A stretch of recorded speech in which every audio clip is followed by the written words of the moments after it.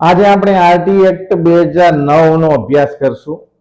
એની અંદર તમામ કલમોનો અભ્યાસ કરશું, વ્યાખ્યાઓ અને કઈ કલમમાં શું મહત્વની ચર્ચા કરવામાં આવી છે અને કયા કાયદા બનાવવામાં આવ્યા છે. તો આ પ્રકરણમાં આપણે જોઈએ તો 7 પ્રકરણ છે અને 38 કલમ આરટી એક્ટ 2009 છે. શરૂઆત કરીએ છીએ કલમ 1 થી. કલમ 1 કે જેનું નામ છે ટૂંકું શીર્ષક વ્યાપ અને આરંભ. તો આ કાયદો બાળકને નિઃશુલ્ક અને ફરજિયાત શિક્ષણ આપતો કાયદો 2009 કહેવામાં આવે છે. ત્યારબાદ આ કાયદો છે જ્યારે લાગુ કરવામાં આવ્યો 1/4/2010 થી, ત્યારે જમ્મુ કાશ્મીર સિવાય સમગ્ર ભારતના રાજ્યોને લાગુ પડતો હતો. પણ મિત્રો અત્યારની પોઝિશનમાં વાત કરું તો લગભગ 1/10/2019 થી જ્યારે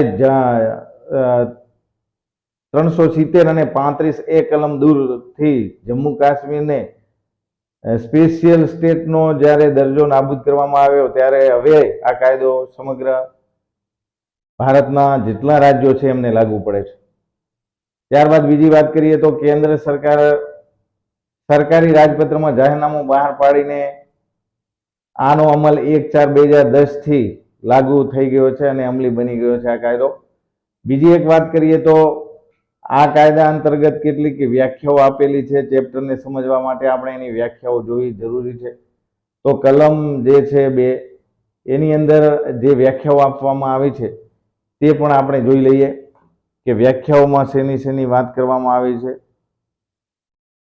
તો અહીંયા જોઈ શકશું પહેલી કે સૌથી પહેલા સંબંધિત સરકાર એટલે શું? સંબંધિત સરકાર એટલે મિત્રો યાદ રાખવાનું કે કેન્દ્ર સરકાર એક. બીજું, જ્યાં વિધાનમંડળ ન હોય ત્યાં કેન્દ્ર સરકારના વહીવટ કરતાઓએ સ્થાપેલી હોય અને તેની માલિકીની હોય, તેના નિયંત્રણમાં હોય તેવી શાળાના સંબંધમાં કેન્દ્ર સરકાર. બીજી વાત કરીએ તો ઉપર જે આપણે 1માં વાત કરી છે, હાલ 1માં કે કેન્દ્ર સરકાર, એ આપણે વ્યાખ્યા જોઈ. એમાં શાળા સિવાયની નીચેના પ્રદેશમાં સ્થાપેલ શાળાના સંબંધમાં પહેલી વાત કરીએ તો કે જે તે રાજ્યની રાજ્ય સરકાર પણ આપણે સંબંધિત સરકારમાં ગણશું. એટલે કે એક કેન્દ્ર સરકાર, બીજી રાજ્ય સરકાર. ત્રીજી વાત કરીએ તો વિધાનમંડળ ધરાવતા પ્રદેશમાં જે તે સંઘ પ્રદેશની સરકાર, એટલે કેન્દ્ર સરકાર, રાજ્ય સરકાર, સંઘ પ્રદેશની સરકાર. આટલી આપણે વ્યાખ્યા યાદ રાખશું કેન્દ્ર સરકાર એટલે શું.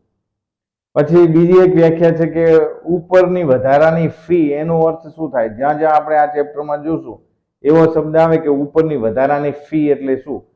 તો એના માટે આપણે જોઈએ કે કોઈ પણ દાન મળ્યું હોય કે ફાળો મળ્યો હોય એક, અને શાળાએ અધિસૂચિત કરેલ ફી સિવાયની કોઈ રકમ, એની આપણે ઉપરની વધારાની ફી કરશું. એટલે કે શાળાને જે ધારા ધોરણો હોય ફીના, એના સિવાય જો કોઈ વધારે ફી લેવામાં આવે અથવા કોઈ ફાળો કે દાન લેવામાં આવે તો એને ઉપરની વધારાની ફી કહેવામાં આવે છે. પછી આપણે એક સરસ મજાની વ્યાખ્યા જોઈએ કે બાળક એટલે શું. આરટી એક્ટ મુજબ બાળકની વ્યાખ્યા શું થાય? ઘણી એક્ઝામમાં પૂછાય તો આપણે જોઈએ કે બાળક એટલે 6 થી 14 વર્ષનો છોકરો કે છોકરી, એટલે આપણે એમને બાળક કહેશું. બીજી એક વંચિત જૂથનું બાળક એટલે તો કે વંચિત જૂથનું બાળક એટલે અનુસૂચિત જાતિ, અનુસૂચિત જનજાતિ, સામાજિક અને શૈક્ષણિક રીતે પછાત વર્ગ અથવા સંબંધિત સરકાર જાહેરનામું બહાર પાડીને જે નિર્દેશ કરે એવા સામાજિક, સાંસ્કૃતિક, આર્થિક, ભૌગોલિક, ભાષાકીય, જાતિ અથવા તો આવા બીજા પરિબળોને કારણે વંચિત કરેલા આવા બીજા જૂથના બાળક એટલે વંચિત જૂથનું બાળક.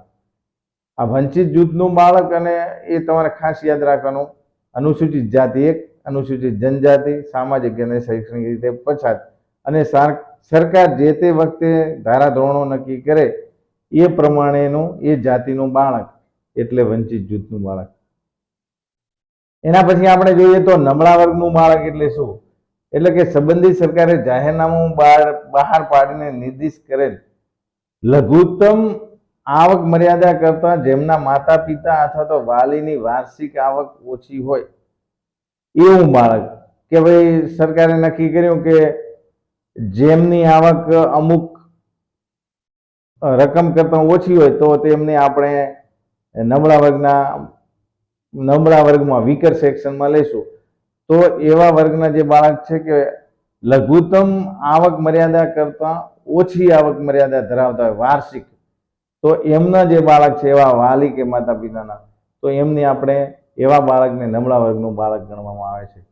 પછી મિત્રો ખાસ યાદ રાખવાનું કે પાયાનું બુનિયાદી શિક્ષણ એટલે પહેલા ધોરણથી કરી અને 8મા ધોરણ સુધીનું જે પ્રાથમિક શિક્ષણ છે એને આપણે પાયાનું બુનિયાદી શિક્ષણ કહીશું. એટલે જ્યારે પ્રાથમિક શિક્ષણની વાત કરવામાં આવે, આવો શબ્દ આવે કે પાયાનું બુનિયાદી શિક્ષણ એટલે ધોરણ 1 થી 8 સુધીનું પ્રાથમિક શિક્ષણ. ત્યારબાદ આપણે જોઈએ તો બાળકના સંબંધમાં વાલી એટલે શું? ઘણીવાર આપણે શબ્દ જોતા હોય છે કે બાળકનો વાલી, તો વાલી એટલે શું? તો કે વાલી એટલે બાળકની સંભાળ અને કબજો ધરાવતી હોય તેવી વ્યક્તિ. પહેલી વાત, તેના કુદરતી વાલી એટલે કે માતા પિતા અથવા તો કોર્ટ કે ધારાએ નિમિત્ત અથવા તો જાહેર કરેલ વ્યક્તિનો સમાવેશ થાય છે. તો વાલી એટલે પહેલી વાત સમજી લઈશું કે બાળકની સંભાળ અને કબજો ધરાવતી વ્યક્તિ. કુદરતી વાલી 2, કોર્ટ કે ધારાથી નક્કી કરેલ હોય, પાલન પોષણ અને એનો આધાર સહારો નક્કી કરેલ હોય એવા વાલીનો પણ આમાં સમાવેશ થશે. હવે બીજી એક આપણે વ્યાખ્યા જોઈએ. સ્થાનિક સત્તામંડળ એટલે મ્યુનિસિપલ કોર્પોરેશન, મ્યુનિસિપલ કાઉન્સિલ, જિલ્લા પરિષદ, નગર પંચાયત, પંચાયત, કોઈ પણ નામે ઓળખાતું મંડળ. આ જે વાત કરી એમને આપણે સ્થાનિક સત્તામંડળ. ફરી એકવાર, સ્થાનિક સત્તામંડળ એટલે મ્યુનિસિપલ કોર્પોરેશન, મ્યુનિસિપલ કાઉન્સિલ, જિલ્લા પરિષદ, નગર પંચાયત, પંચાયત, જિલ્લા પંચાયત, આ બધાનો સમાવેશ સ્થાનિક સત્તામંડળમાં કરવામાં આવે છે. અને તેમાં શાળા પર વહીવટી નિયંત્રણ ધરાવતું બીજું મંડળ અથવા તો સંસ્થા અને કોઈ પણ શહેર, નગર અથવા તો ગામમાં સ્થાનિક સત્તામંડળ તરીકે કામ કરવા તે સમયે અમલમાં હોય તેવા કોઈ કાયદાથી અથવા તો તે અન્ય એ સ્થપાયેલ સત્તામંડળનો તેમાં સમાવેશ થાય છે. તો જેનું સંચાલન જે શાળાના સંચાલનમાં જવાબદાર હોય તેવું સત્તાતંત્ર પણ અહીંયા સ્થાનિક સત્તામંડળ તરીકે ઓળખવામાં આવે છે. એના પછી આપણે જોઈએ તો બાળકના અધિકારના રક્ષણ માટે રાષ્ટ્રીય આયોગ એટલે કે બાળકોના અધિકારના રક્ષણ માટેના આયોગ ધારા 2005 ની કલમ 3 થી નીચે રચાયેલ બાળકના અધિકારના રક્ષણ માટેનો રાષ્ટ્રીય આયોગ. એના પછી જાહેરનામું એટલે સરકારી રાજપત્રમાં પ્રસિદ્ધ થયેલું જાહેરનામું. ગેઝેટમાં જ્યારે કોઈ જાહેરનામું પ્રસિદ્ધ થાય છે તો એને આપણે જાહેરનામું કહેવામાં આવશે. એટલીસ્ટ એનું પબ્લિકેશન રાજપત્ર અથવા તો એને ઇંગ્લિશમાં ગેઝેટ કહીએ છીએ, એમાં પ્રકાશિત થતો કોઈ પણ લેખ છે, જાહેરનામું છે, એને જ આપણે આરટી એક્ટ 2009ની કલમ અંતર્ગત જાહેરનામું કહીશું. એવી એની વ્યાખ્યા છે. એના પછી આપણે વાત કરીએ તો કે માતા પિતા. માતા પિતાની અંદર કોનો સમાવેશ થશે બાળકના? તો કે બાળકના કુદરતી માતા પિતા કે જેમણે એને જન્મ આપ્યો છે, અથવા તો ઓરમાન. એના પછી દત્તક લેનાર પિતા હોય અથવા માતા હોય, કોઈ બાળકને આપણે દત્તક લઈએ છીએ. એના પછી નિયુક્ત કરેલ હોય કાયદા હેઠળ કોઈ માતા પિતા નિયુક્ત કરવામાં આવ્યા હોય તો પણ આપણે એને માતા પિતા તરીકે આ આરટી એક્ટ અંતર્ગત એવી ડેફિનેશન સમજવાની છે કે માતા પિતા એટલે બાળકના કુદરતી માતા પિતા અથવા તો ઓરમાન એટલે કે પોતે રાખેલા છે બે, જ્યારે પત્ની કે પતિ સાથે આવેલા બાળક, તો એ રીતે પણ એનું માતા પિતા ગણાશે. પછી દત્તક લીધા હોય તો પણ એના માતા કે પિતા ગણવામાં આવશે. બાળકને દત્તક લીધું હોય તો એનું પાલન કરનાર હોય તો પણ એને માતા પિતા કહેવાના કાયદાની રૂએ. તો આ રીતે માતા પિતાની વ્યાખ્યા કરવામાં આવી છે. અનુસૂચિ એટલે આ અધિનિયમ સાથે જોડાયેલ અનુસૂચિ. શાળા એટલે શું મિત્રો? તો કે શાળા એટલે પાયાનું બુનિયાદી શિક્ષણ આપતી કોઈ પણ માન્ય શાળા. તેમાં નીચેનાનો સમાવેશ થાય છે. જ્યારે મેં તમને વાત કરી કે બુનિયાદી શિક્ષણ એટલે ધોરણ 1 થી 8નું શિક્ષણ જ્યાં આપવામાં આવે છે તેવી કોઈ પણ શાળા માન્ય શાળા હોવી જોઈએ, સરકાર માન્ય. તો એને આપણે કાયદાની રૂએ શાળા કહીશું આરટી એક્ટમાં, બરાબર. તો એમાં નીચેની કઈ શાળાઓનો સમાવેશ થાય માન્ય શાળામાં તો જોઈએ તો સંબંધિત સરકાર અથવા સ્થાનિક સત્તાતંત્રે સ્થાપેલી હોય તેની માલિકી અથવા તો તેના દ્વારા નિયંત્રણ થતું હોય તેવી શાળા.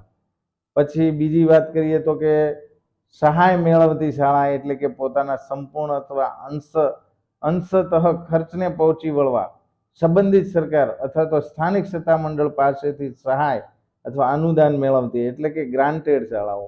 તો એમનો સમાવેશ પણ અહીંયા આરટી એક્ટ મુજબ શાળામાં થશે. ત્રીજી વાત, નિર્દિષ્ટ વર્ગની શાળા હોય તો પણ એ શાળામાં ગણાશે. પછી ચોથી વાત, પોતાના ખર્ચને પહોંચી વળવા સંબંધિત સરકાર અથવા સ્થાનિક સત્તામંડળ તરફથી કોઈ પણ પ્રકારની સહાય કે ગ્રાન્ટ મેળવતી ન હોય તેવી શાળા, સેલ્ફ ફાઇનાન્સ શાળાનો પણ અહીંયા સમાવેશ શાળામાં થાય છે, પણ એટલું કે તે સરકાર માન્ય હોવી જોઈએ, તેના ધારાધોરણો મુજબ ચાલતી હોવી જોઈએ. કસોટી જાંચ તપાસ એટલે શું? તો કે કસોટી જાંચ તપાસનો મિનિંગ શું થાય આ એક્ટ અંતર્ગત? એટલે કે એકને બદલે બીજા બાળકને પ્રવેશ માટે અગ્રતા આપવાની યદચ્છા સિવાયની બીજી પદ્ધતિ એટલે કસોટી જાંચ તપાસ. એટલે કે મિત્રો, જ્યારે આપણે પ્રવેશ માટે જઈએ છીએ અને કોઈ શાળા દ્વારા એની પ્રવેશ પરીક્ષા લેવામાં આવે છે તો એને કસોટી જાંચ તપાસના મિનિંગમાં અહીંયા એવો અર્થ થાય છે કે એકને બદલે બીજા બાળકને પ્રવેશ માટે અગ્રતા આપવાની યદચ્છા સિવાયની જો બીજી કોઈ પદ્ધતિ હોય તો એને આપણે કસોટી જાંચ અને તપાસ કહીશું. મિત્રો, અહીંયા 3 શબ્દો છે, કસોટી, જાંચ અને તપાસ. તો આ શબ્દ આપણે યાદ રાખી લઈશું. બીજી આપણે વાત કરીએ તો શાળા સંબંધમાં નિર્દિષ્ટ વર્ગની એટલે કે કેન્દ્રીય નિર્દિષ્ટ વર્ગની શાળામાં કોનો સમાવેશ થાય? તો તમે જોઈ શકશો અહીંયા નિર્દિષ્ટ વર્ગની શાળામાં એક કેન્દ્રીય વિદ્યાલય તમે જોઈ શકો, પછી નવોદય શાળા છે તરીકે ઓળખાતી, અથવા તો સંબંધિત સરકાર જાહેરનામું પ્રસિદ્ધ કરીને નિર્દિષ્ટ કરે તેવી કોઈ પણ વિશિષ્ટ લક્ષણ ધરાવતી શાળા. એટલે અત્યારે આપણે ખાસ કેન્દ્રીય વિદ્યાલય અને નવોદય વિદ્યાલય એટલે આપણે નિર્દિષ્ટ વર્ગની શાળા એવું સમજવું.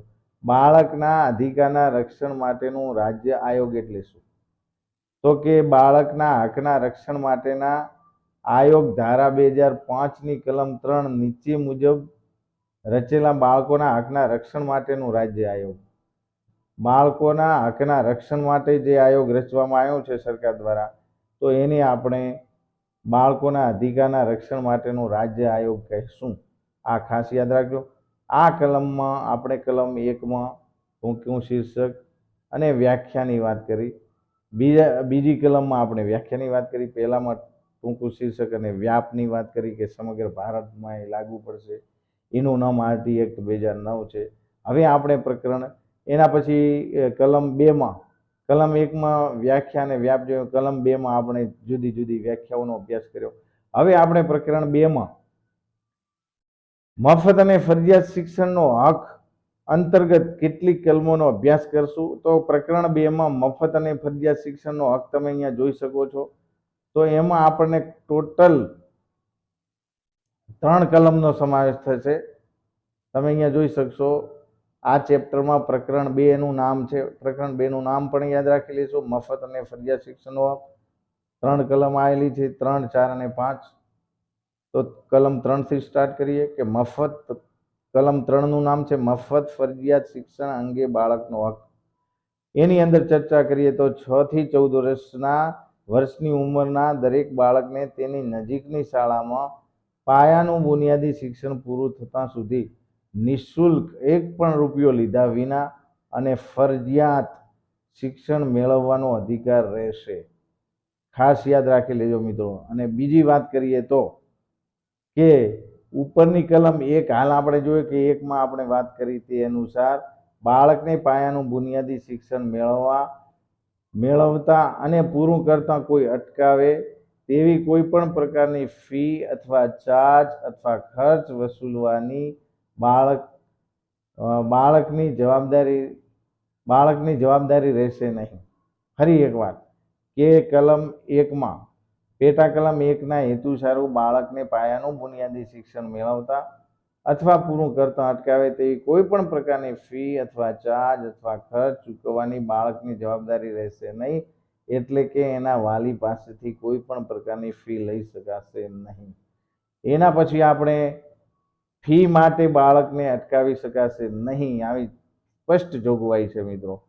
એના પછી આપણે વાત કરીએ તો પરંતુ અશક્તિમાન વ્યક્તિઓ સમાન તક, રક્ષણ અને સંપૂર્ણ સહયોગ અધિનિયમ 1996 ની કલમ 2 ની અંદર 1 માં એવી વ્યાખ્યા કર્યા મુજબ અશક્તિમાન બાળકને તે અધિનિયમમાં પ્રકરણ 5 ની જોગવાઈઓ અનુસાર નિઃશુલ્ક અને ફરજિયાત પાયાનું બુનિયાદી શિક્ષણ મેળવવાનો અધિકાર રહેશે. તો પહેલા ચેપ્ટરમાં પહેલી કલમ 3 માં આપણે જોયું કે બાળકને મફત અને ફરજિયાત બુનિયાદી શિક્ષણ, પાયાનું બુનિયાદી શિક્ષણ, શબ્દ યાદ રાખજો મિત્રો. પાયાનું બુનિયાદી શિક્ષણ એટલે કે ધોરણ, એની ઉંમર 6 થી 14 વર્ષની છે ત્યાં સુધી ધોરણ 1 થી 8 માં પાયાનું બુનિયાદી શિક્ષણ કોઈ ફી માટે કે ખર્ચ માટે બાળકને એને શિક્ષણથી વંચિત નહીં કરી શકીએ એવી સ્પષ્ટ વાત કલમ 3 માં થઈ છે કે ભાઈ એને પાયાનું બુનિયાદી શિક્ષણ મેળવવાનો એનો અધિકાર છે. હવે આપણે કલમ 4 નો અભ્યાસ કરી લઈએ મિત્રો. તો સોરી, આપણે કલમ 4 માં જોઈએ તો થોડો વિડીયોની અંદર આગળ પાછળ થઈ ગયું, એક જ મિનિટ.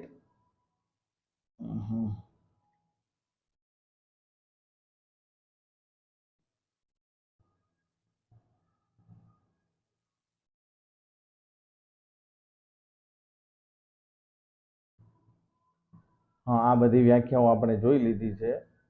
હા, તો કલમ 3 ની આપણે વાત કરી. હવે આપણે મિત્રો કલમ 4 ની વાત કરશું. તો 4 માં મેં તમને વાત કરી હતી કે ભાઈ કલમ 4 માં જોઈ લઈએ. કલમ 4, પ્રવેશ ન અપાયેલ અથવા જેમણે પ્રાથમિક શિક્ષણ પૂરું ન કર્યું હોય તેવા બાળકો માટે ખાસ જોગવાઈ. ઘણીવાર મિત્રો આ કલમનો અભ્યાસ કરતા પહેલા સમજી લઈએ કે ઘણીવાર એવું બને છે કે કોઈ કારણસર બાળક ધારો કે ધોરણ 3 માં છે, 5 માં છે ને વચ્ચેથી ડ્રોપ આઉટ થઈ જશે, શાળા છોડીને જતો રહે છે, આગળ અભ્યાસ કરતો નથી, અથવા તો કોઈ એવા કારણના લીધે તે પ્રવેશ મેળવી શક્યો નથી ને 10-15 વર્ષનું થઈ ગયું છે. તો આવા બધા કારણોમાં એને કલમ 4 માં વાત કરવામાં આવી છે આવા બાળકોની કે ભાઈ પ્રવેશ ન અપાય અથવા જેમણે પ્રાથમિક શિક્ષણ પૂરું ન કર્યું હોય તેવા બાળકો માટે ખાસ જોગવાઈની વાત. 6 વર્ષથી વધુ ઉંમરના કોઈ પણ બાળકને કોઈ પણ શાળામાં પ્રવેશ ન અપાયો હોય અથવા તો પ્રવેશ અપાયા છતાં તેનું પ્રાથમિક શિક્ષણ પૂરું ન કરી શક્યો હોય કે શકી હોય કોઈ બાળક છે કે બાળકી છે, તો તેને તેની ઉંમર અનુસાર વર્ગમાં પ્રવેશ આપવાનો છે એવી વાત કલમ 4 ની અંદર થઈ છે. વધારે આપણે ચર્ચા કરીએ તો પરંતુ બાળકને તેની ઉંમર મુજબના વર્ગમાં પ્રત્યક્ષ પ્રવેશ અપાયો હોય ત્યાં સુધી તે બીજા બાળકો સાથે સમાન રહી શકે, એને કોઈ કન્ફ્યુઝ ન થાય કે આ તો ભણેલ છે, હું નથી, મારું શિક્ષણ એટલું, એને કોઈ સંકોચ ન થાય. તો તે માટે નિયત કરવામાં આવે તેવી રીતે અને તેવી સમય મર્યાદાની અંદર ખાસ તાલીમની જોગવાઈ કરવામાં આવે છે મિત્રો. એટલે કે એને એસટીપી વર્ગ કહેવામાં આવે છે કે જ્યારે બાળક કોઈ 10 વર્ષનું થયું ત્યાં સુધી પ્રવેશ નથી લીધો અને આરટી એક્ટ મુજબ એ 4થા ધોરણમાં સીધો પ્રવેશ મેળવશે. હવે એને કશું આવડતું તો છે નહીં, તો જ્યારે પ્રવેશ મેળવે છે એના પહેલા શાળાની અંદર અથવા તો શાળાની બહાર કોઈ એવી જગ્યા છે કે જ્યાં એવા બાળકોની એને સર્વે કરી અને આમાં જે બાળકો છે એને સ્પેશિયલ તાલીમ આપવામાં આવશે. 2 મહિના, 3 મહિના, ઓછામાં ઓછા 3 મહિના, 12 મહિના, 24 માસ, અને પછી એને જે તે શાળાની અંદર એને પ્રવેશ આપવાનો રહેશે જેથી બીજા બાળકો સાથે સમાન રીતે અભ્યાસ કરી શકે, અનુકૂલન સાધી શકે. એની વાત કલમ 4 માં થઈ છે. વધુમાં જોગવાઈ એવી છે કે પાયાના બુનિયાદી શિક્ષણમાં પ્રવેશ અપાયેલ બાળક 14 વર્ષથી ઓછી 14 વર્ષ પછી પણ એમ કહે છે કે જો બાળક, આમાં તો એવું થયું કે 6 થી 14 વર્ષના બાળકને ફરજિયાત અને મફત શિક્ષણ છે, બુનિયાદી શિક્ષણ. એવું નથી મિત્રો. ધારો કે કોઈ બાળક મોટી ઉંમરનું છે ને પ્રવેશ મેળવે છે અને એને 8મું ધોરણ પૂરું નથી કર્યું અને છતાં પ્રાથમિક શિક્ષણ પૂરું નથી થયું, 14 વર્ષનું થઈ ગયું છે, 15 વર્ષનું થઈ ગયું, 14 વર્ષ તો એના કમ્પલસરી હતા, છતાં 8મું ધોરણ બાકી છે, તો પણ પ્રાથમિક શિક્ષણ પૂરું કરતા સુધી તેને નિઃશુલ્ક અને પાયાનું બુનિયાદી શિક્ષણ આપવાની વાત પણ કરવામાં આવી છે કલમ 4માં, કે એને ભલે ઉંમર થઈ ગઈ હોય છતાં આપણે એને પાયાનું બુનિયાદી શિક્ષણ તો આપવાનું જ છે. તો આપણે કલમ 4નો અભ્યાસ કર્યો. એના પછી કલમ 5ની અંદર જોઈ લઈએ તો કલમ 5ની અંદર બીજી શાળામાં બદલી મેળવવાનો હક. આ અંતર્ગત મિત્રો એમ છે કે જ્યાં શાળામાં પાયાનું બુનિયાદી શિક્ષણ પૂરું અથવા કરવા માટે જોગવાઈ ન હોય ત્યાં આવા બાળકને તેનું પાયાનું બુનિયાદી શિક્ષણ પૂરું કરવા માટે કલમ 2ના ખંડ 6ના પેટા ખંડ 3ના 4માં નિર્દેશ કરેલ શાળા સિવાયની બીજી કોઈ પણ શાળા બદલી દાખલ થવાનો હક રહેશે. મિત્રો આ બધું યાદ ન રહે તો શોર્ટકટ આટલું યાદ રાખી લેવાનું છે કે જો બાળકને પાયાનું બુનિયાદી શિક્ષણ પૂરું ચાલુ છે 1 થી 8 ધોરણ અને એને શાળા કોઈ કારણસર બદલવાની થાય છે, વાલી બીજે મજૂરી કરવા જાય છે, અથવા તો એને આ શાળાનું શિક્ષણ અનુકૂળ નથી આવતું અને બીજી શાળામાં જવું છે, તો એને આપણે એનું પૂરું શિક્ષણ સારી રીતે મેળવે, સારી શાળામાં અભ્યાસ કરી શકે એના માટે એને શાળા બદલવાનો અધિકાર છે. એલસી લઈ જઈ શકે છે એવી વાત કરવામાં આવી છે કલમ 5માં, બીજી શાળા બદલવાનો અધિકાર. બીજી વાત કરીએ તો જ્યાં બાળકને કોઈ પણ કારણસર રાજ્યની અંદર કે રાજ્યની બહાર એક શાળામાંથી બીજી શાળા બદલવાનું જરૂરી બને ત્યાં આવા બાળકને તેનું પાયાનું બુનિયાદી શિક્ષણ પૂરું કરવા માટે નિર્દિષ્ટ કરેલી શાળા બદલી દાખલ થવાનો હક રહેશે. જ્યાં આપણે આગળ જોયું વ્યાખ્યાઓમાં એમાં નિર્દિષ્ટ શાળાઓ જેટલી હતી, ગ્રાન્ટ મેળવતી હોય, નોન ગ્રાન્ટેડ હોય, સરકારી શાળાઓ હોય, તો જે તે સત્તા તંત્રથી સરકારી તંત્રથી ચાલતી શાળાઓ હોય, તો આ બધી શાળાઓમાં બાળક રાજ્યની બહાર પણ જઈ શકશે અને બીજા રાજ્યમાં પણ પોતે અભ્યાસ કરી શકશે અને પ્રવેશ મેળવી શકશે અને એલસી લઈને ટ્રાન્સફર થઈ શકશે એવી વાત કલમ 5માં કરવામાં આવી છે. બીજી વાત કરીએ તો કે આવી બીજી શાળામાં પ્રવેશ મેળવવા ઈચ્છુક બાળક જ્યાં તે છેલ્લે દાખલ થયું હોય તે શાળાના મુખ્ય શિક્ષક અથવા તો શાળાના પ્રભારી જે ઇન્ચાર્જ કોઈ શિક્ષક છે, પ્રિન્સિપાલ નથી તો વાઇસ પ્રિન્સિપાલ, ચાર્જમાં રહેલ કોઈ શિક્ષક છે, સિનિયર શિક્ષક છે, એ તરત જ શાળા બદલવા માટે એને પ્રમાણપત્ર કાઢી આપશે, એલસી આપશે. એલસી આપવાની ના નહીં પાડે, પરંતુ પ્રમાણપત્ર રજૂ કરવામાં વિલંબના કારણે બીજી શાળામાં પ્રવેશ આપવામાં વિલંબ કરવા માટે જે તે નકારવાનું ચાલી શકશે નહીં. એટલે મિત્રો એને કોઈ એલસી ના આપ્યો ને પ્રવેશમાં મોડું થઈ ગયું તો આવું નહીં ચાલે. ફરજિયાત એલસી આપવું જ પડશે અને જે શાળામાં જે નિયમિત જે સમયે એને એડમિશન લેવું છે તેને એડમિશન પણ આપવું પડશે. પણ આમાં આપણે કલમ 5માં એવું છે કે શાળા બદલવાનો બાળકને અધિકાર પાયાનું બુનિયાદી શિક્ષણ પૂરું કરવા માટે. એના પછી આપણે આગળ જઈને જોઈએ તો વધુમાં જોગવાઈ એવી છે કે શાળા બદલવા અંગેના પ્રમાણપત્ર કાઢી આપવામાં વિલંબ કરનાર કોઈ મુખ્ય શિક્ષક છે અથવા તો શાળાના પ્રભારી સામે તેમને લાગુ પડતી સેવા નિયમો અનુસાર શિક્ષાત્મક પગલાં પણ લઈ શકાશે.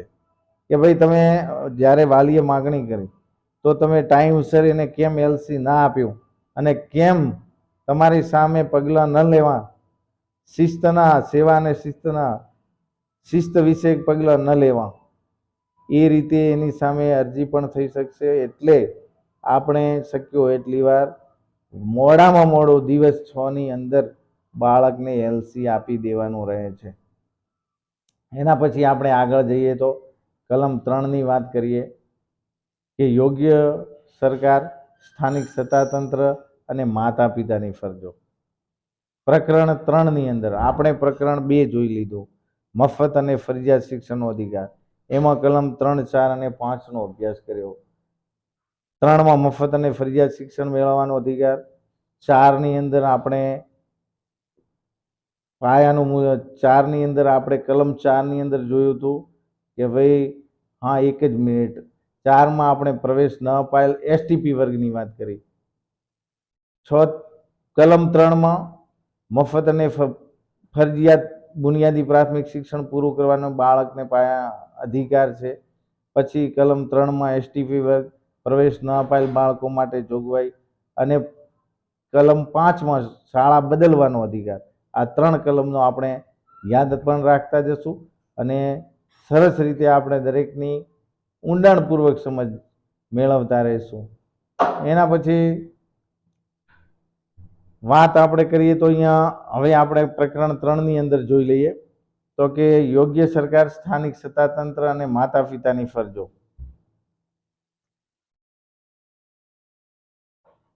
પ્રકરણ 3નું નામ યાદ રાખી લેશો: યોગ્ય સરકાર, સ્થાનિક સત્તાતંત્ર અને માતા પિતાની ફરજો. અહીંયા 3 એક તો યોગ્ય સરકારની શું ફરજ છે, પછી સ્થાનિક સત્તાતંત્રની શું ફરજ છે અને માતા પિતાની શું ફરજ છે, એ પ્રકરણ 3માં આપણે 6 થી 11 કલમ અંતર્ગત જોઈ લેશું.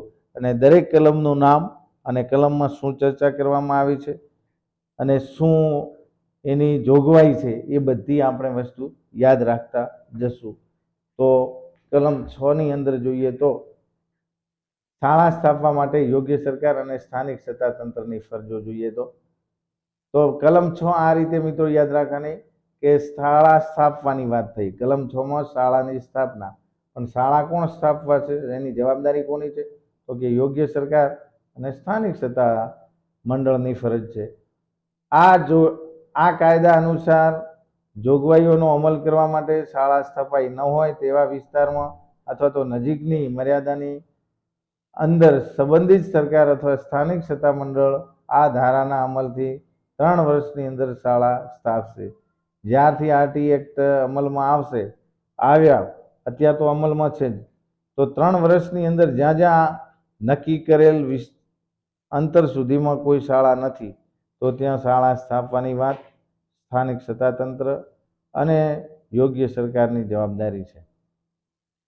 એમાં મિત્રો એવું જ છે કે 1 થી 5ની શાળા હોય તો 1 કિલોમીટરની રેન્જમાં હોવી જોઈએ, અને 6 થી 8ની શાળા હોય તો 3 કિલોમીટરના અંતરમાં બાળકના ઘરથી શાળા વચ્ચેનું અંતર ધોરણ 6 થી 8 માટે 3 કિલોમીટર છે, અને ધોરણ 1 થી 5નું બાળક હોય તો તેના ઘરથી શાળા વચ્ચેનું અંતર 1 કિલોમીટરમાં શાળા હોવી જોઈએ, એવું કલમ 6 કહે છે. હવે આપણે આગળ વાત કરીએ. અને આ શાળા સ્થાપવાની જવાબદારી યોગ્ય સરકાર, રાજ્ય સરકારની અને સ્થાનિક સત્તાતંત્ર છે એમની રહેશે. એના પછી આપણે આગળ વાત કરીએ તો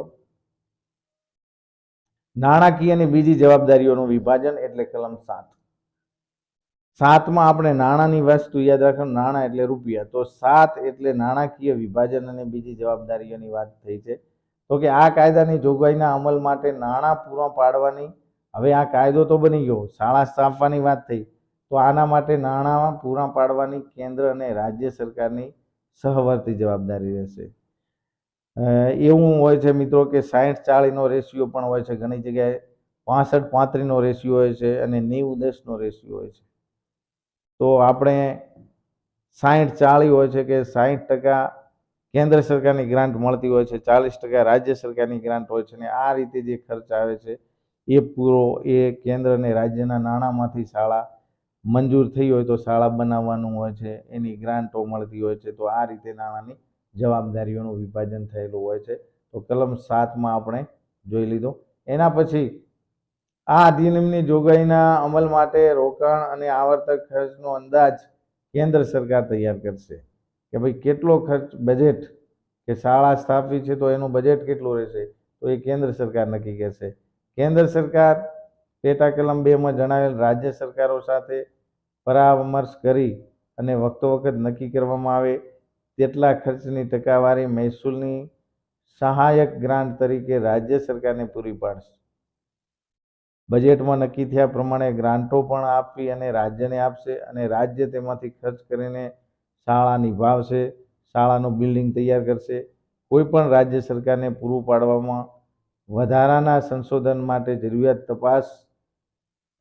જરૂરિયાત તપાસવા ભારત સરકારના સંવિધાનની કલમ 280ના ખંડ 3ના પેટાખંડ ઘ અનુસાર નાણાં આયોગને પૂછાવવા માટે કેન્દ્ર સરકાર રાષ્ટ્રપ્રમુખશ્રીને વિનંતી કરી શકશે, જેથી અધિનિયમની જોગવાઈનો અમલ કરવા ઉક્ત રાજ્ય સરકાર નાણાંના પોતાના હિસ્સાની જોગવાઈ કરી શકે. એના પછી આપણે વાત કરીએ તો કે રાજ્ય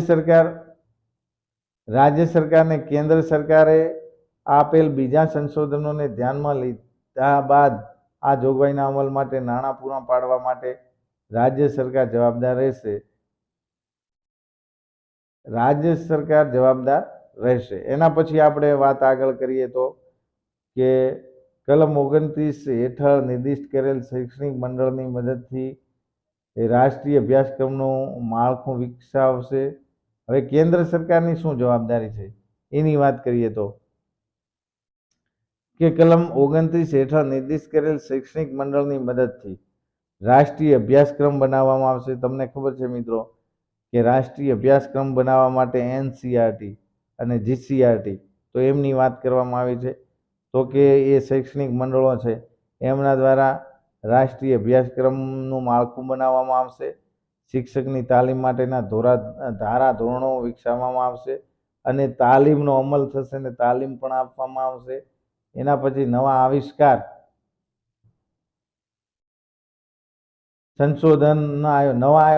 એટલે શિક્ષણમાં નવતર પ્રયોગો કરવામાં આવશે, શૈક્ષણિક સંશોધનો કરવામાં આવશે. એનું આયોજન, કાર્યક્ષમતા, ઘડતરને પ્રોત્સાહન આપવા, રાજ્ય સરકારને ટેકનિકલ સહાય અને સંસાધનો પૂરા પાડવા, મલ્ટીમીડિયા છે, ટેકનિકલ ઇલેક્ટ્રિક સાધનો છે, પ્રોજેક્ટરો છે, આ બધાનો ખર્ચ કરી સંશોધન માટેનો ખર્ચ આ બધું કેન્દ્ર અને રાજ્ય સરકાર ભોગવશે. એવી ગ્રાન્ટો આપશે, એનો નિભાવ ખર્ચ આપશે. નવા સંશોધનો માટે તાલીમ, આયોજન, અભ્યાસક્રમ આ બધું કેન્દ્ર અને રાજ્ય સરકાર પોતાના સહયોગથી કરશે એવું કલમ 7ની અંદર કહેવામાં આવ્યું છે. હવે આપણે મિત્રો કલમ 8માં જોઈએ તો કલમ 8માં યોગ્ય સરકારની ફરજોની વાત કરવામાં આવી છે. દરેક બાળકને નિઃશુલ્ક અને ફરજિયાત પાયાનું શિક્ષણ, બુનિયાદી શિક્ષણ પૂરું પાડશે. દરેક બાળકને યોગ્ય સરકાર શું કરશે? કલમ 8 અંતર્ગત યોગ્ય સરકારની વાત છે. તો કે યોગ્ય સરકાર દરેક બાળકને પોતાના રાજ્યમાં રહેલ, પોતાના વિસ્તારમાં રહેલ તમામ બાળકને નિઃશુલ્ક અને ફરજિયાત પાયાનું બુનિયાદી શિક્ષણ આપશે. પરંતુ બાળકને યથા પ્રસંગે તેના માતા પિતા અથવા વાલીનીએ સરકાર અથવા સ્થાનિક સત્તા મંડળે પ્રત્યક્ષ કે પરોક્ષ રીતે સારા એવા નાણાં પૂરા પાડ્યા હોય અથવા તો તેણે સ્થપાયેલી માલિકીની નિયંત્રિત કરેલી શાળા સિવાયની શાળામાં પ્રવેશ અપાયો હોય ત્યાં યથા પ્રસંગે આવા બાળક અથવા તો માતા પિતા અથવા વાલી આવી બીજી શાળામાં બાળકના પાયાના બુનિયાદી શિક્ષણ અંગે કરેલ ખર્ચની રકમ પરત મેળવવા માટે દાવો કરી શકશે નહીં. મિત્રો કાયદામાં એવું કીધું છે કે 1 થી 8 ધોરણનું શિક્ષણ મફત અને ફરજિયાત છે. એ આપવાની જવાબદારી યોગ્ય સ્થાનિક સત્તાતંત્રની, રાજ્ય સરકારની છે. પરંતુ કોઈ વાલી એવું છે કે મારે તો મારા બાળકને પ્રાઇવેટ શાળામાં ભણાવવું છે તો એની ફી સરકાર નહીં આપે, કેમ કે એ પોતાની મરજીથી પ્રાઇવેટ શાળામાં બાળકને બેસાડે છે. સરકાર એને એમ નથી કહેતી કે તું પ્રાઇવેટમાં ભણાવ, પણ બાળક વાલી સક્ષમ છે, એમની પાસે પૂરતા નાણાં છે, જોગવાઈ છે પૈસાની, તો એ પ્રાઇવેટ શાળામાં પણ બુનિયાદી શિક્ષણ આપી શકે છે. પણ સરકાર એવું કહે છે કે ભાઈ તમારે સરકારી શાળામાં, આપણી જે સરકારી શાળાઓ છે એમાં અભ્યાસ કરાવવો હોય તો પાયાનું બુનિયાદી શિક્ષણ માટે કોઈ પણ ખર્ચ કરવાનો રહેશે નહીં, મફત અને ફરજિયાત શિક્ષણ મળશે એવી વાત કરવામાં આવી છે. એના પછી આગળ જોઈએ તો અહીંયા સ્પષ્ટીકરણ છે કે ફરજિયાત શિક્ષણ શબ્દ પ્રયોગ એટલે સંબંધિત સરકારની 6 વર્ષથી 14 વર્ષ સુધીની ઉંમરના દરેક બાળકને પાયાનું શિક્ષણ નિઃશુલ્ક પૂરી પાડવાની જવાબદારી અને 6 વર્ષથી 14 વર્ષની ઉંમરના દરેક બાળકને પાયાનું બુનિયાદી શિક્ષણમાં ફરજિયાત પ્રવેશ, તેની હાજરી અને તે પૂરું કરવાની સુનિશ્ચિત કરવાની જવાબદારી છે. માત્ર એને પ્રવેશ આપીને મુક્ત નથી થવાનો, એ જ્યાં સુધી શિક્ષણ પૂરું ન થાય ત્યાં સુધી બાળકનું ધ્યાન રાખી અને તેની સંપૂર્ણ જવાબદારી રાખવાની વાત શિક્ષણ માટેની છે, એ જવાબદારી એ સરકારની રહેશે. એના પછી કલમ 6 નિર્દેશ કર્યા મુજબ નજીકની શાળાની ઉપલબ્ધતા નિશ્ચિત કરશે. એટલે કે ભાઈ બાળકને નજીકમાં નજીક શાળામાં સલામતી રીતે શિક્ષણ મળી રહે એવી વાત કરવામાં આવે છે. નબળા વર્ગના અને વંચિત જૂથના બાળકો સામે કોઈ પણ કારણસર પ્રાથમિક શિક્ષણ મેળવવા અથવા પૂરું કરવા ભેદભાવ ન રખાય અથવા તો તેને અટકાવાય નહીં તે સુનિશ્ચિત કરવા. એટલે કે જે વીકર સેક્શનના નબળા વર્ગના બાળક છે કે વંચિત જૂથના બાળક છે એમની સાથે શાળામાં પ્રવેશ લઈને અને શાળાની અંદર કોઈ પણ ભેદભાવ ન કરાય એ જોવાની જવાબદારી પણ યોગ્ય સરકારની રહેશે. એના પછી શાળાના મકાન સહિત આધાર માળખું, શૈક્ષણિક સ્ટાફ, ભણાવવાની સામગ્રી પૂરી પડાશે એ પણ યોગ્ય સરકારની ફરજ છે કે એનું મકાન છે, એના શૈક્ષણિક સ્ટાફ છે, એમાં ભણવાની જે સામગ્રી છે તો આ બધી પૂરી પાડવાની જવાબદારી પણ યોગ્ય સરકારની છે. એના પછી ખાસ તાલીમની સગવડ પૂરી પાડવી, ખાસ તાલીમ પૂરી પાડનાર વ્યક્તિની નિયુક્તિ કરવી, એની ગ્રાન્ટ પૂરી પાડવી એ પણ સ્થાનિક યોગ્ય સરકારની છે.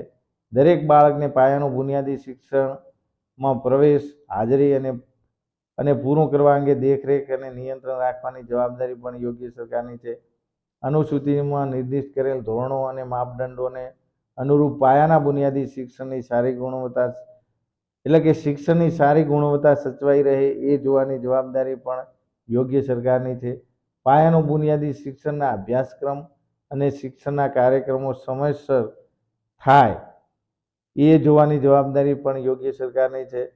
શિક્ષકો માટે તાલીમ પૂરી પાડવી, યોગ્ય સમયમાં કેટલા વર્ષે કેટલી તાલીમ આપવી, ભાષા શિક્ષકોને તાલીમ આપવી, ગણિત વિજ્ઞાનના શિક્ષકોને તાલીમ આપવી, શિક્ષણની નવી આધુનિક પદ્ધતિની તાલીમ આપવી એ જવાબદારી પણ યોગ્ય સરકારની છે. હવે આગળ આપણે જોઈએ તો કે યોગ્ય સરકારની ફરજો આપણે જોઈ. હવે આપણે કલમ 9માં, કલમ 8માં યોગ્ય સરકારની ફરજો, કલમ 9માં સ્થાનિક સત્તાતંત્રની ફરજો આપણે જોઈ લઈએ કે જે સ્થાનિક સત્તાતંત્ર છે.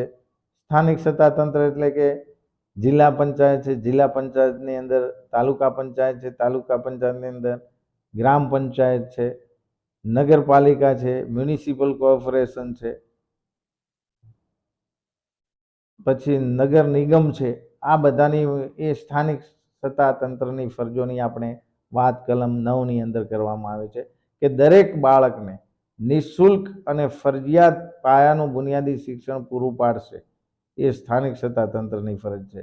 પરંતુ બાળકને યથા પ્રસંગે તેના માતા પિતા અથવા વાલીએ સંબંધિત સરકાર અથવા સ્થાનિક સત્તા મંડળ પ્રત્યક્ષ કે પરોક્ષ રીતે સારા એવા નાણાં પૂરા પાડ્યા હોય અથવા તો તેની સ્થપાયેલી માલિકીની કે નિયંત્રણ હેઠળની શાળા સિવાયની શાળામાં પ્રવેશ અપાયો હોય ત્યાં આવા બાળક અથવા માતા પિતા અથવા વાલી બીજી શાળામાં બાળકના પ્રાથમિક શિક્ષણ અંગે કરેલ ખર્ચની રકમ પરત મેળવવા માટે દાવો નહીં કરી શકે. જ્યારે સરકાર બાળકને ભણાવવા માટે સરકારી શાળામાં ભણાવવા માટે મફત શિક્ષણ આપે છે, કોઈ વાલી પાસેથી ફી લેતા નથી અથવા તો કોઈ બીજી શાળામાં એને શિક્ષણ માટે ખર્ચ કરે છે, ત્યારે જ્યારે કોઈ વાલી યોગ્ય રીતે કારણ વગર કોઈ નાણાં પરત મેળવવાની માગણી કરે તો એ નાણાં પાછા એને મળી શકે નહીં એવી વાત અહીંયા કરવામાં આવી છે. એના પછી આગળ જોઈએ તો કલમ 6માં નિર્દિષ્ટ કર્યા મુજબ નજીકની શાળામાં પ્રવેશ મળશે. એટલે કે બાળકને નજીકમાં નજીક શાળા હોય એ શાળામાં એને પ્રવેશ મેળવવાનો અધિકાર છે. પછી નબળા અને વંચિત જૂથના બાળકો સામે કોઈ પણ કારણ વિના જ્યાં સુધી પોતે બુનિયાદી શિક્ષણ પૂરું ન કરે ત્યાં સુધી કોઈ ભેદભાવ નહીં કરાય. પ્રવેશને લઈને કે અંદર ભણે ત્યારે પણ જ્યાં સુધી શિક્ષણ પૂરું કરે ત્યારે એની સાથે કોઈ એવો ભેદભાવયુક્ત વાતાવરણ પેદા નહીં થાય કે એવું વર્તન પણ નહીં કરી શકાય. એના પછી તો આ બધી જોવાની ફરજ યોગ્ય સ્થાનિક સત્તા મંડળની છે કલમ 9 અંતર્ગત. પોતાના આ ક્ષેત્રાધિકારની અંદર રહેતા 6 થી 14 વર્ષની ઉંમરના બાળકોનો રેકર્ડ રેકર્ડ નિયત કરવામાં આવે તેવી રીતે રખાશે કે ભાઈ કયા વર્ષે કેટલા બાળકો 6 થી 14 વર્ષમાં હતા, કેટલા છે. તો આ બધાનું રેકર્ડ સંભાળવાની જવાબદારી પણ સ્થાનિક સત્તામંડળની રહેશે. નામ નોંધણી છે, તો આ બધી વાત સ્થાનિક સત્તામંડળની કલમ 9 અંતર્ગત છે જવાબદારી. પછી પોતાના ક્ષેત્રાધિકારની અંદર રહેતા દરેક બાળકને પાયાનું બુનિયાદી શિક્ષણ મેળવવામાં પ્રવેશમાં હાજરી છે. પ્રવેશ મળ્યા પછી નિયમિત ભણવા જાય છે, એના પછી તે શિક્ષણ પૂરું કરે છે. એ બધી જ્યાં સુધી બાળક બુનિયાદી શિક્ષણ પૂરું ન કરે ત્યાં સુધી એ જોવાની જવાબદારી સ્થાનિક સત્તામંડળની છે. શાળાના મકાન સહિત આધાર માળખું છે, મકાન છે, ક્લાસરૂમ છે, શૈક્ષણિક સ્ટાફ છે, ભણાવવાની જે સામગ્રી છે, તો આ બધું પૂરું પાડવાની જવાબદારી પણ સ્થાનિક સત્તામંડળની રહેશે. એના પછી કલમ 4માં જે નિર્દિષ્ટ કરેલ તાલીમ ખાસ સગવડ પૂરી પાડવાની એસટીપી વર્ગની વાત પણ અહીંયા કરવામાં આવી છે, તો એ પણ સ્થાનિક સત્તામંડળની જવાબદારી છે. અનુસૂચિમાં નિર્દિષ્ટ કરેલ ધોરણો અને માપદંડો અનુસાર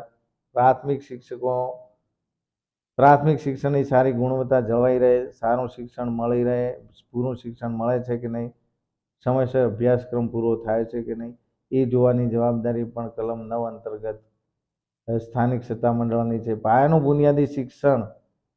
બુનિયાદી શિક્ષણનો અભ્યાસક્રમ અને શિક્ષણના કાર્યક્રમ સમયસર કરાવવા નિશ્ચિત કરાશે.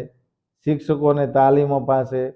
સ્થળાંતરિત કુટુંબોના બાળકોને પ્રવેશ જ્યાં સ્થળાંતર કરે છે વિસ્તારમાં તે વિસ્તારની શાળામાં પ્રવેશ આપવાની વાત પણ સ્થાનિક સત્તામંડળની છે.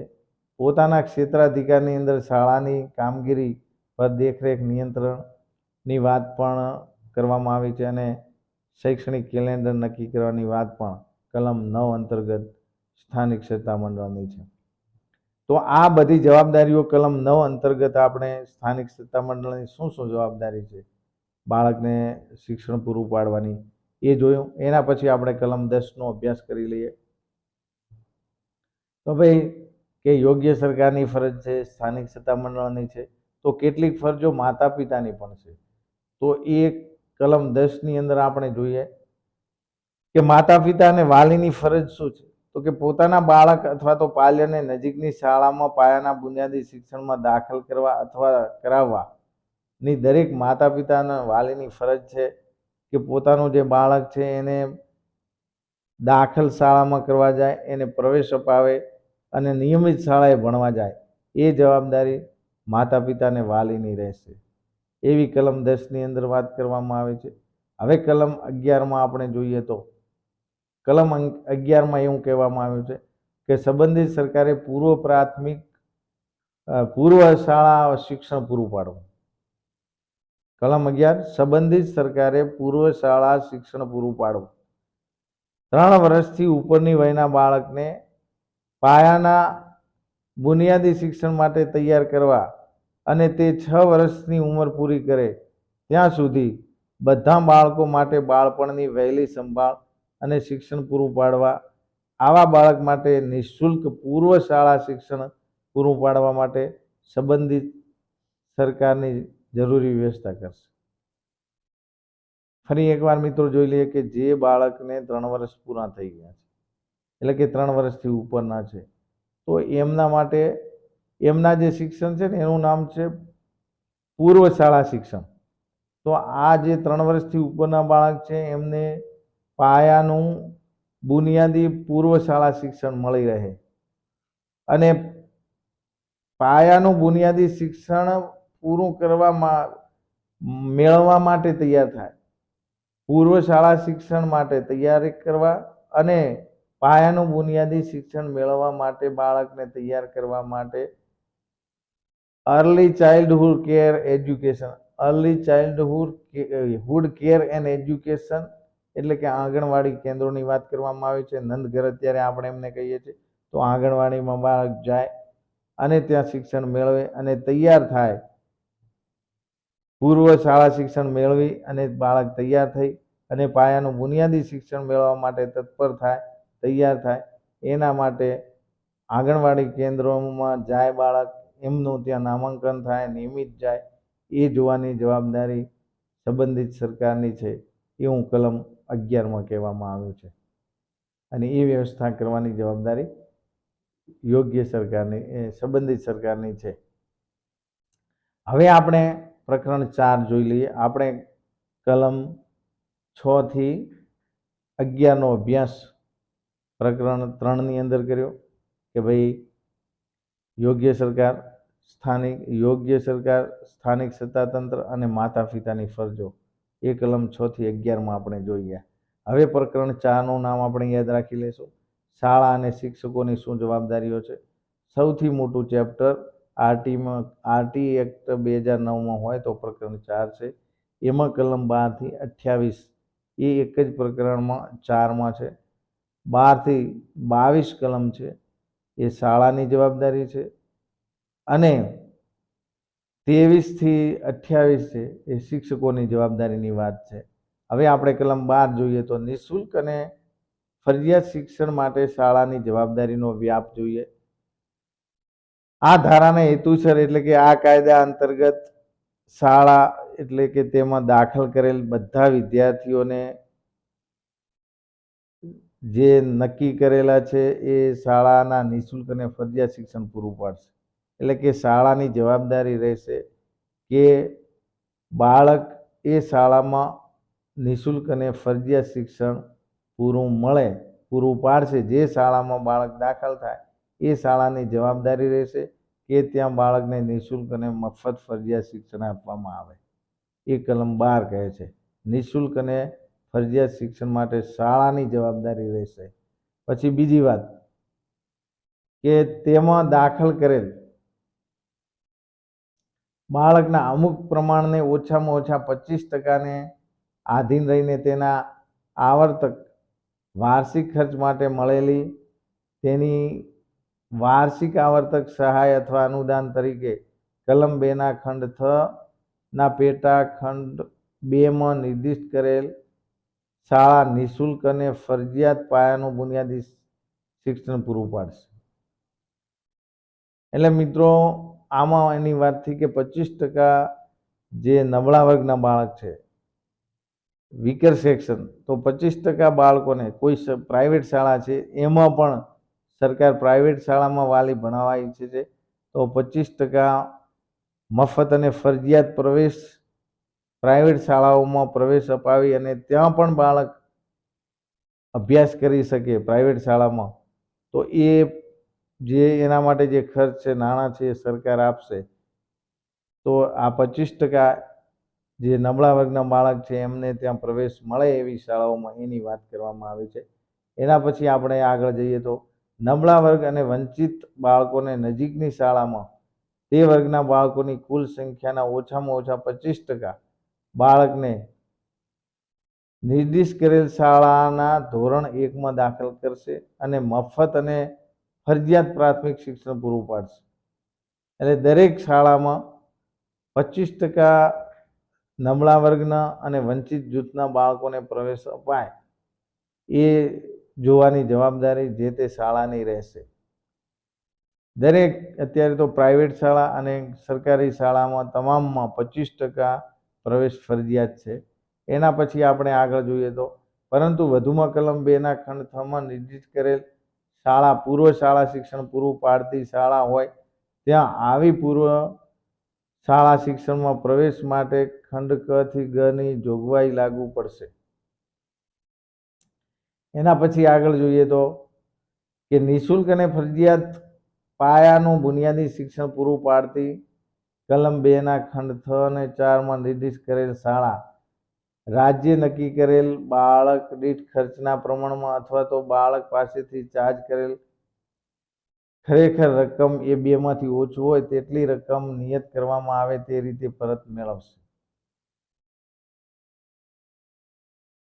પરંતુ વધુમાં કોઈ જમીન, મકાન, સાધન સામગ્રી અથવા બીજી સગવડો વિના મૂલ્યે અથવા તો રાહતના દરે મેળવતી હોવાના કારણે બાળકની નિર્દિષ્ટ સંખ્યાને નિઃશુલ્ક શિક્ષણ પૂરું પાડવાની જવાબદારી આવી શાળા ધરાવતી હોય ત્યાં શાળા આવી જવાબદારીના પ્રમાણમાં રકમ પરત મેળવવા હકદાર રહેશે નહીં. એટલે મિત્રો એવી વાત કરવામાં આવી છે કે જ્યારે 25% આરટી એક્ટ અંતર્ગત 25% નબળા વર્ગ અને વંચિત જૂથના બાળકને કોઈ પ્રાઇવેટ શાળામાં પ્રવેશ આપવામાં આવશે તો એ શાળાને અધિકાર રહેશે કે એ જે બાળકનો ખર્ચ છે એ નક્કી કરેલ પૈસા છે એ જે એની ફી થાય છે એ સરકાર આપશે એ શાળાને. પણ કોઈ સરકારી શાળા છે તો એમાં કોઈ સહાય આપવામાં આવશે નહીં એવી અહીંયા વાત કરવામાં આવી છે. તો આપણે જોયું કે ભાઈ કલમ 12 અંદર એવી વાત કરવામાં આવી છે કે નિઃશુલ્ક અને ફરજિયાત શિક્ષણ માટે શાળાની જવાબદારીનો વ્યાપ. હવે આપણે કલમ 13 અંદર જોઈએ તો પ્રવેશ ઉપરની વધારાની રકમ અને કસોટી કે ઇન્ટરવ્યુ પર પ્રતિબંધ. આ મોસ્ટ આઈએમપી કલમ છે, ઘણી એક્ઝામોમાં પૂછાય છે અને યાદ રાખવાની પણ છે કે ભાઈ કલમ 13 અનુસાર પ્રવેશ ઉપરની વધારાની ફી કે ભાઈ પ્રવેશ આપતા કોઈ ફી વસૂલાય છે, નક્કી કરેલ ફીથી વધારાની ફી. પછી કોઈ કસોટી છે કે વાલીનું ઇન્ટરવ્યુ છે તો એ એવું નહીં કરી શકે. કોઈ સંસ્થા હોય, કોઈ પ્રાઇવેટ શાળા છે તો જે નક્કી સરકારશ્રીના ધારાધોરણ મુજબની ફી તો લઈ શકે પણ એનાથી વધારે કોઈ ફી નહીં વસૂલી શકાય. બીજું તો કે કોઈ બાળકની પ્રવેશ કસોટી પણ નહીં લઈ શકે અને વાલીનું ઇન્ટરવ્યુ પણ નહીં લઈ શકે. તો આવી વાત કલમ 13 છે. ડિટેલમાં અભ્યાસ કરીએ.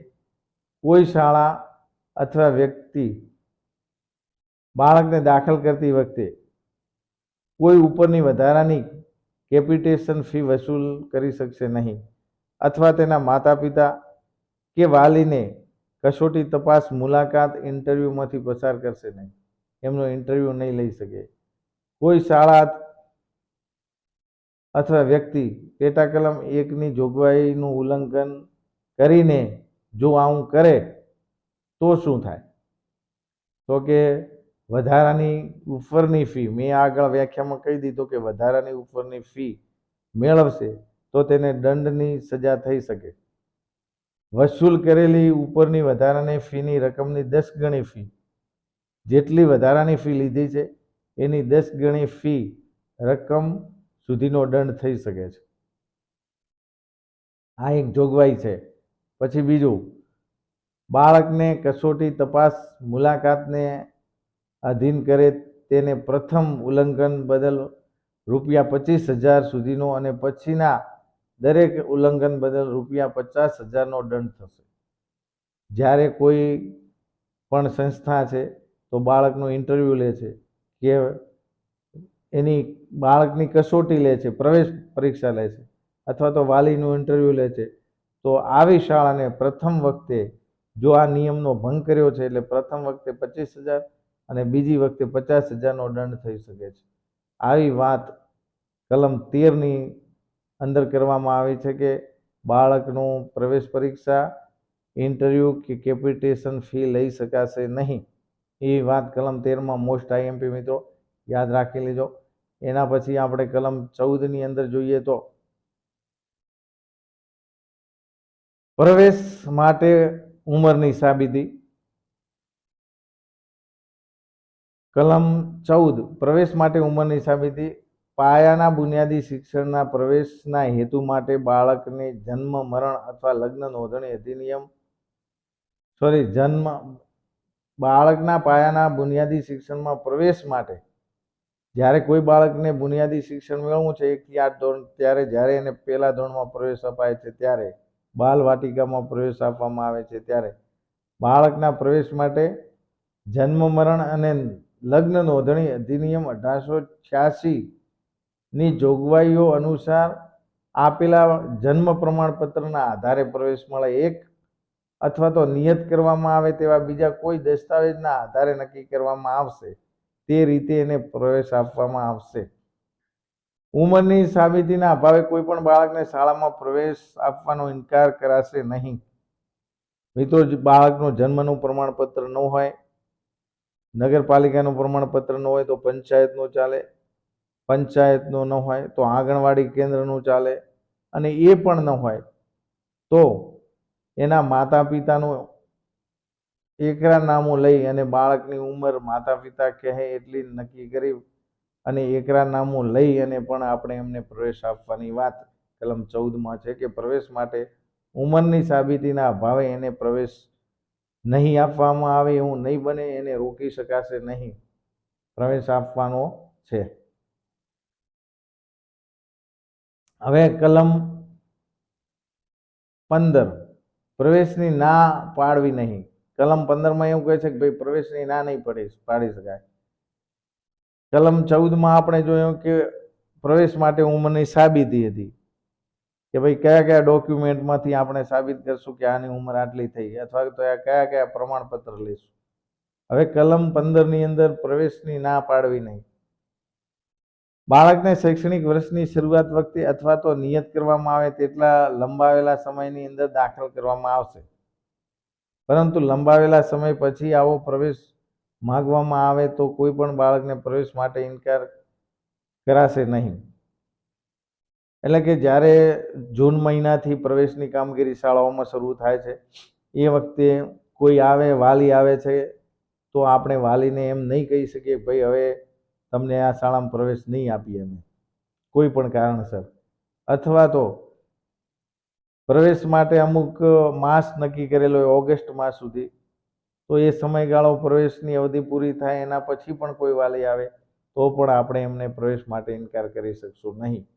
વધુમાં જોગવાઈઓ એવી છે કે કોઈ બાળકને લંબાવેલા સમય પછી પ્રવેશ આપવામાં આવે તો તેણે સંબંધિત સરકારે ઠરાવે તેવી રીતે તેનો અભ્યાસ પૂરો કરવાનો રહેશે.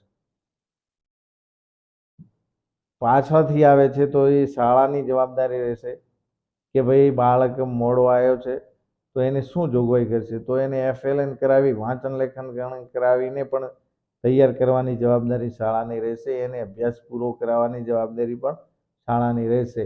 એનો અભ્યાસક્રમ પૂરો થાય, એ બીજા બાળકો સાથે એટલું ને એટલું શીખી જાય, એ કામ કરાવવાની જવાબદારી શાળા અને શિક્ષકોની રહેશે. એના પછી આપણે કલમ 16 અંતર્ગત જોઈએ તો વર્ગમાં અનુત્તીર્ણ એટલે કે નાપાસ, ફેલ કરીને રાખી મૂકવા અથવા તો શાળામાંથી કાઢી મુકાય નહીં કોઈ પણ બાળકને, એવું કલમ આપણને 16 કહે છે. હવે શાળામાં દાખલ કરેલ કોઈ પણ બાળકને પાયાનું બુનિયાદી શિક્ષણ પૂરું થતા સુધીમાં કોઈ પણ પ્રકારના ધોરણમાં નાપાસ કરી અને રાખી શકાશે નહીં, અને શાળામાંથી એને કાઢી પણ નહીં મૂકી શકાય. તો નો ડિટેન્શન પોલિસી ખાસ યાદ રાખવાનું. કલમ 16 ખૂબ જ મહત્વની કલમ છે કે ભાઈ કોઈ પણ બાળકને આપણે નપાસ નથી કરી શકતા અને એને શાળામાંથી કાઢી પણ મૂકી શકતા નથી. પણ હવે મિત્રો એક નિયમ બન્યો છે કે ધોરણ 5 અને 8માં બાળકને નપાસ કરી શકાય છે. એનું કારણ હતું કે કેટલાક વાલીઓએ એનો ફાયદો ઉઠાવ્યો અને શાળામાં બાળકને નહોતા મૂકતા, છતાં એ બાળક ધોરણ પહેલામાં બેસાડે, બીજામાં આવ્યું, ત્રીજામાં આવ્યું, પછી આવતું નથી તો એ 8 પાસ થઈ અને RT એક્ટ મુજબ જતું હતું. એના કારણે બાળકને ખૂબ નુકસાન થતું હતું, સ્કૂલને પણ નુકસાન થતું હતું. એટલા માટે એમાં સુધારો કર્યો અને હવે એવું છે કે ધોરણ 5 અને 8માં નપાસ કરી શકાય છે. એનો ઉપચારાત્મક કાર્ય કરી ફરીથી એનો ટેસ્ટ લેવામાં આવે અને ફરીથી પણ બીજી વાર ટેસ્ટમાં નપાસ થાય, 2 મહિના પછી એની કસોટી પુનઃ લેવામાં આવે અને પુનઃ કસોટીમાં નપાસ થાય તો એને આપણને નપાસ કરવાનો રહેશે. તો આવી એક જોગવાઈ કરવામાં આવી છે. એના પછી આપણે કલમ 17માં જોઈએ તો બાળકને શારીરિક શિક્ષા અથવા તો માનસિક ત્રાસ આપવા ઉપર પ્રતિબંધ. આ ખૂબ જ મહત્વની વાત છે મિત્રો કે બાળકને શારીરિક શિક્ષા અથવા તો માનસિક ત્રાસ આપવા ઉપર પ્રતિબંધ. કોઈ પણ બાળકને શારીરિક શિક્ષા નહીં કરી શકાય, એને અપશબ્દ નહીં બોલી શકાય, માનસિક રીતે એને ત્રાસ આપી શકાશે નહીં, એવું કલમ 17માં કહે છે કે કોઈ પણ બાળકને શારીરિક શિક્ષા અથવા તો માનસિક ત્રાસ આપી શકાશે નહીં. એટલે કે પેટા કલમ એકની જોગવાઈઓનો જો કોઈ ભંગ કરશે તો તેને લાગુ પડતા એવા સેવાના નિયમો હેઠળ તેની ઉપર શિક્ષાત્મક કાર્યવાહી કરવામાં આવશે. જો એવું યોગ્ય લાગે કે ખરેખર બાળકને શારીરિક શિક્ષા કરવામાં આવી છે અને એને માનસિક ત્રાસ આપવામાં આવ્યો છે અને યોગ્ય કારણ હોય તો જે તે સત્તામંડળ વિરુદ્ધ જે તે વ્યક્તિ વિરુદ્ધ શિક્ષાત્મક પગલાં પણ લેવામાં આવશે એવી વાત કલમ 17 કરવામાં આવી છે. કલમ 18 આપણે જોઈએ તો માન્યતા પ્રમાણપત્ર મેળવ્યા સિવાય કોઈ પણ શાળા સ્થાપી શકાશે નહીં. સંબંધિત સરકાર અથવા સ્થાનિક સત્તામંડળે સ્થપાયેલી માલિકીની કે નિયંત્રણ કરેલી શાળા સિવાયની કોઈ પણ શાળા આ ધારાના અમલ પછી નિયત કરવામાં આવે તેવા સ્વરૂપે અથવા તો તે રીતે અરજી કરીને આવા સત્તામંડળ પાસેથી માન્યતા પ્રમાણપત્ર મેળવ્યા સિવાય કોઈ પણ વ્યક્તિ સ્થાપી શકશે નહીં. કોઈ પણ એવી શાળા કોઈ પણ વ્યક્તિ સ્થાપી શકશે નહીં કે તેની કામગીરી કરી શકશે નહીં. મિત્રો, માન્ય શાળા એટલે કે તમે સંબંધિત સરકાર અથવા સ્થાનિક સત્તામંડળે સ્થપાયેલી પોતાની માલિકીની હોય, નિયંત્રણમાં હોય એ બધી શાળાઓ એ સરકારની માન્ય શાળા છે. પણ એવી અમુક શાળાઓ તો આવી શાળા સિવાય કોઈ શાળા સ્થાપવા માંગે છે તો એવા વ્યક્તિએ સરકારના જે ધારાધોરણો છે એ ધારાધોરણો મુજબ એની માન્યતા માટે અરજી કરવી પડે છે અને સરકાર જે ધારાધોરણો એને સૂચવે કે તારે શાળામાં આટલું મેદાન જોઈએ, આટલું બિલ્ડિંગ આવવું જોઈએ, આટલી જગ્યા જોઈએ, એ ધારાધોરણો પર પૂર્ણ થાય તો સરકાર એને માન્યતા આપે છે અને માન્યતા આપ્યા પછી પોતે શાળા સ્થાપી અને એમાં શિક્ષણ આપી શકે છે. પણ માન્યતા મેળવ્યા સિવાય કોઈ પણ શાળા સ્થાપી શકાય નહીં એવું કલમ 18 કહે છે.